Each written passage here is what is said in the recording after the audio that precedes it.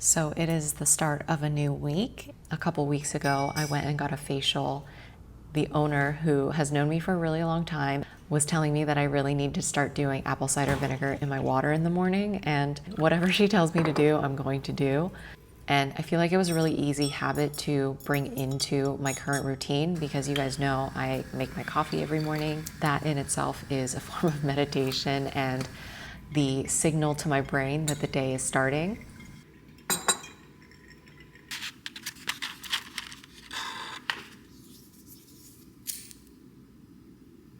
One of my goals this year that I've been meaning to do is get back into a regular workout routine. I've been working out here and there, but I just haven't been consistent. And I think part of my mental fog is the lack of that consistency. I recently started working out again with my friend Angie because I love having her as an accountability partner, and I just needed a kickstart to working out regularly again. I have really felt like I've lost a lot of my strength and flexibility, so that is my main focus. And I already feel like I notice a difference in my mental clarity.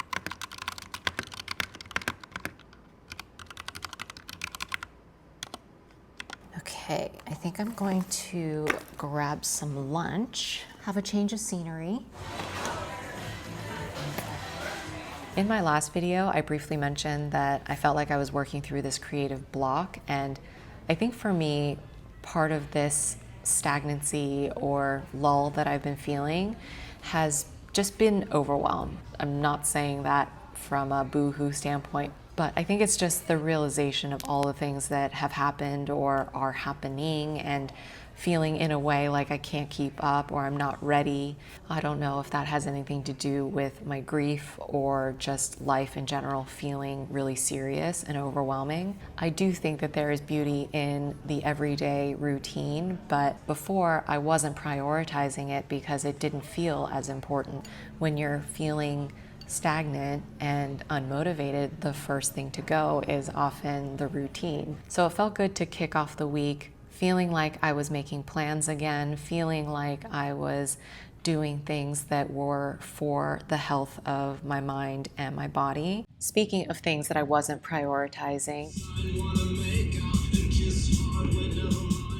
I am going to go have a hair transformation. This is my hair, pretty much air dried, natural, without having had a proper haircut in, I think, 3 years now. I've kind of just been letting all of my layers grow out. My grays are coming in, which I'm not opposed to, but I also feel like I'm in this strange in between where I'm not quite there yet. I'm just not feeling it right now. So here is my before color, and this is my after. I don't know if you can see, it's kind of gloomy outside. And I feel like myself again.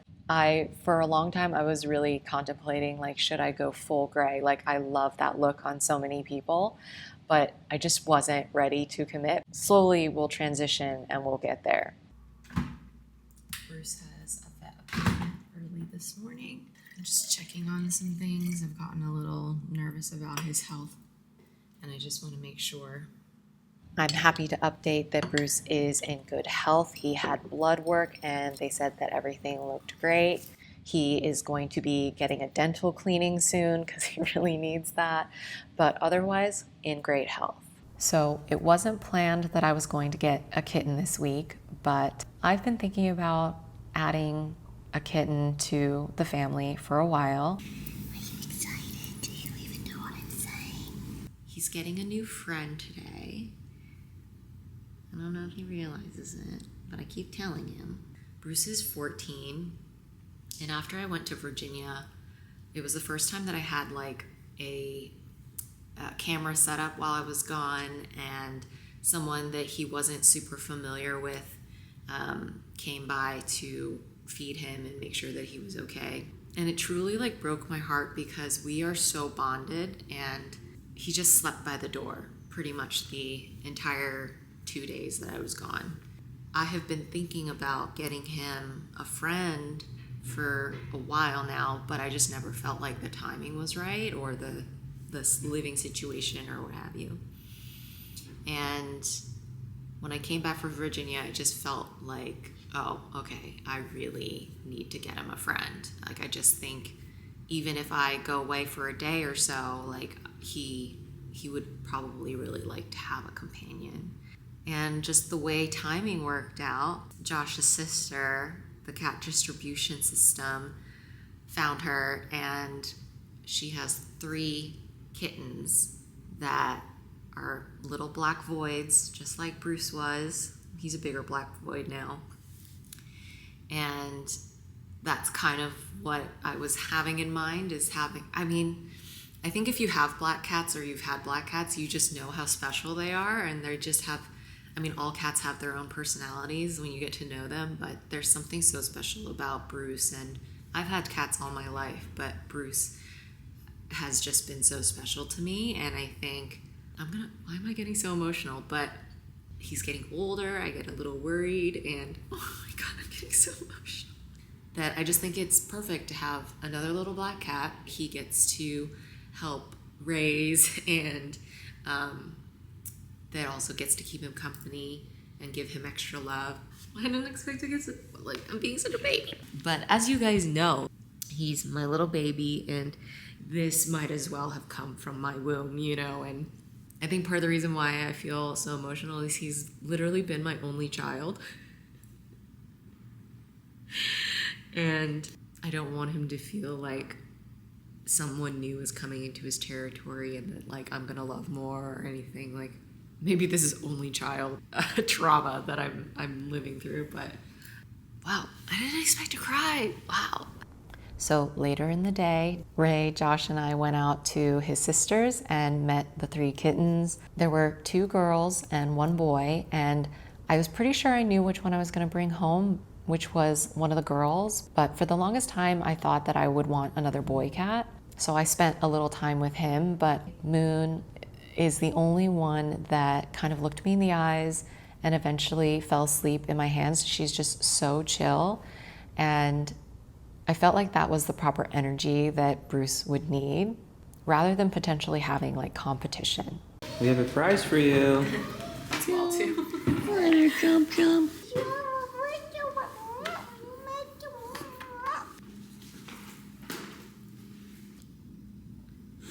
Yeah, it's okay. It's okay. It's your space, but you have to share. I set her up in my bathroom for the night. She was really tired from the trip and all the excitement, but I woke up a few times during the night just to check in on her, and by that time she was already starting to get her kitten behavior going. And I know that a lot of times you want to keep separation between the cats, but Bruce has kind of let himself in a couple times just to check in on her, and there are obviously like hisses exchanged, but he's also used to having girl cats because he helped raise Steph's 2 kittens.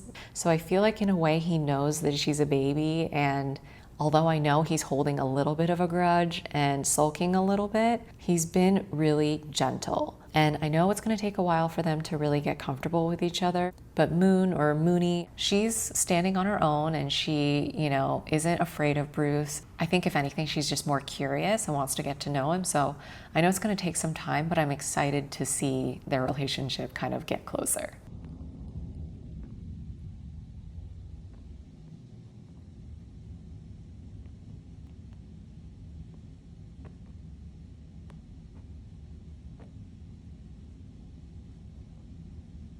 So that brings us to the end of today's vlog with Mr. Bruce, the first child, and we're gonna let Moonie sleep. This week was unexpected but fun, and I'm so glad that I got to update you on our new family member. I've got cat hair all over my face now, which is kind of the story of my life. But thank you guys so much for watching this week, and I'll see you next week. Bye.